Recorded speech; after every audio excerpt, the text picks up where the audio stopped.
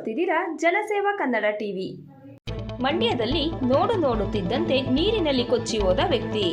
ಮುತ್ತತ್ತಿಯ ಕಾವೇರಿ ನದಿಯಲ್ಲಿ ಕೊಚ್ಚಿ ಹೋದ ವ್ಯಕ್ತಿ. ಮಂಡ್ಯದ ಮಳವಳ್ಳಿ ತಾಲೂಕಿನ ಮುತ್ತತ್ತಿಯಲ್ಲಿ ನಡೆದ ಘಟನೆ. ವ್ಯಕ್ತಿ ನೀರಿನಲ್ಲಿ ಕೊಚ್ಚಿ ಹೋಗುತ್ತಿರುವ ದೃಶ್ಯ ಮೊಬೈಲ್ನಲ್ಲಿ ಸೆರೆ. ಕಾವೇರಿ ನದಿ ದಡದಲ್ಲಿದ್ದವರಿಂದ ಮೊಬೈಲ್ನಲ್ಲಿ ಸೆರೆ.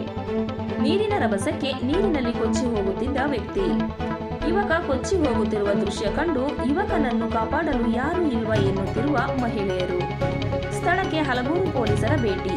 ನೀರಿನಲ್ಲಿ ಕೊಚ್ಚಿ ಹೋದ ವ್ಯಕ್ತಿಯ ಗುರುತು ಪತ್ತೆಯಾಗಿಲ್ಲ. ಅವನ ಕೈಲಿ ಮರತಕ್ಕ ಹೋಗಿ ಕಾಯ್ತಾ ಇಲ್ಲ. ಆಗೋದ ಕಣ್ಬಿಡು, ಅಷ್ಟೇ ಕಣ್ಬಿಡು, ಆಗೋದ.